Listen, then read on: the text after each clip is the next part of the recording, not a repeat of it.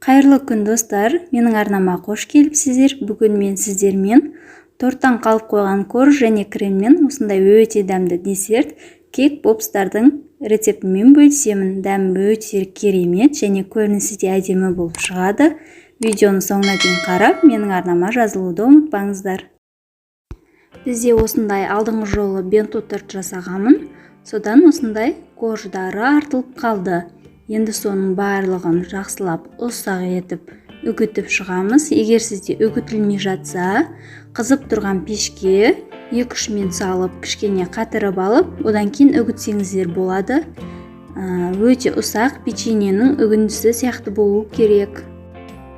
Коржды ұсақтап алдық. Осындай ұсақ болып шығу керек. Менде бенто торттан осындай түрлі түсті кремдер артылып қалды.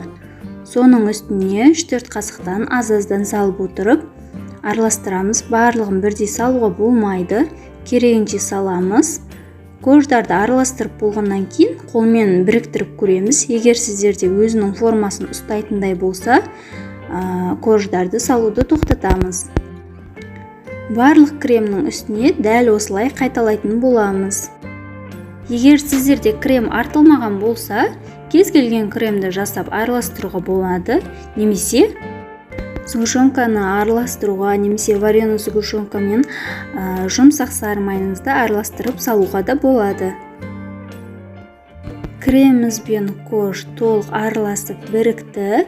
Енді қолымызбен осылай азғана мөлшерден алып, қолмен біріктіріп, құрттың формасында дөңгелетіп шығамыз. Барлығын осылай жасаймыз. Бізде дөңгелектердің размерінің барлығы бірдей көлемде болып шығуы керек.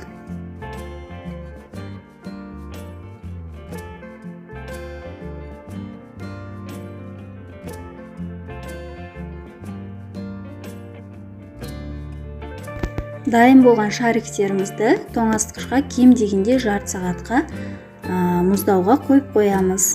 Жарты сағат өткеннен кейін ақ шоколадымызды микротолқынды пеште ертіп аламыз, немесе су ваннасында ертеміз. Бізге осындай ағаш таяқшалар керек болады. Таяқшаны шоколадқа батырып, шариктерімізге дәл ортасына тығып шығамыз. Соңына дейін тықпаймыз, тек 1/3 бөлігіне ғана тығып, барлығына осылай жасаймыз. Ағаш таяқша болу міндетті емес. Арнайы кондитерлік дүкендерде осындай кек попстарға арналған пластик таяқшалар болады. Сондайды пайдалануға да болады.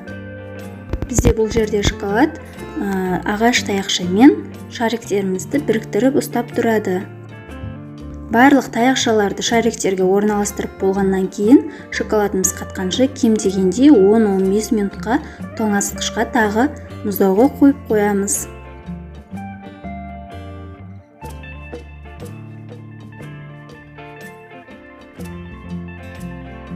Енді кезекте осындай ақ шоколадымызды су ваннасында ертіп аламыз. Ақ шоколад болу міндетті емес, өздеріңізге қандай түс ұнайды, сондайды ертуге болады. Тіптен болмағанда кәдімгі қара немесе сүті шоколадтарды да пайдалануға болады. Шариктерімізді осылай дөңгелете отырып, барлық жеріне шоколад тиетіндей етіп жағып аламыз және артық шоколадтарды осылай таяқшаны сілкіп отырып, ағызып тастауымыз керек. Мен шариктерді осындай пенопластқа орналастырдым. Сонда шоколадымыз ағып немесе жағылып кетпейді, өзінің формасын жақсы ұстайды. Болмаса, кәдімгі стаканға да салып тұрғызып қоюға болады. Барлық шариктерімізді дәл осылай барлығын бірдей етіп жағып шығамыз. Егер сіздерде шоколад қою болып жағылмай жатса, кішкене мөлшерде сұйық май немесе кокос майын жағып араластыруға болады, бірақ сары майды қосуға болмайды. Шоколадымыз қатып қалмай жатқанда, осындай әртүрлі түстегі конфеттерді, посыпкаларды бетіне сеуіп шығуымыз керек. Шоколад қатып қалса, бұлар жабыспай қалады, сондықтан жылдам жұмыс жасау керек.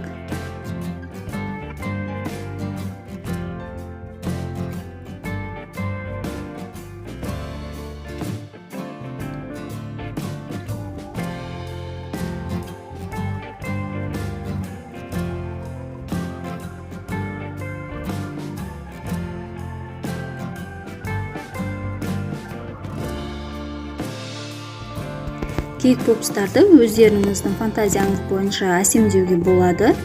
Мен осылай әртүрлі түстегі шоколадтарды бетіне жағып шықтым, ерітіп. Қою болып жатса, сұйық май араластыруға болады.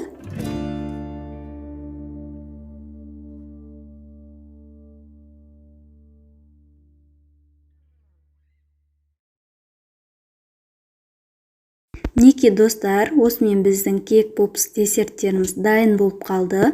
Дастарханға қойсаңыз, дастарханның сәнін ашады, өте оңай жасалады.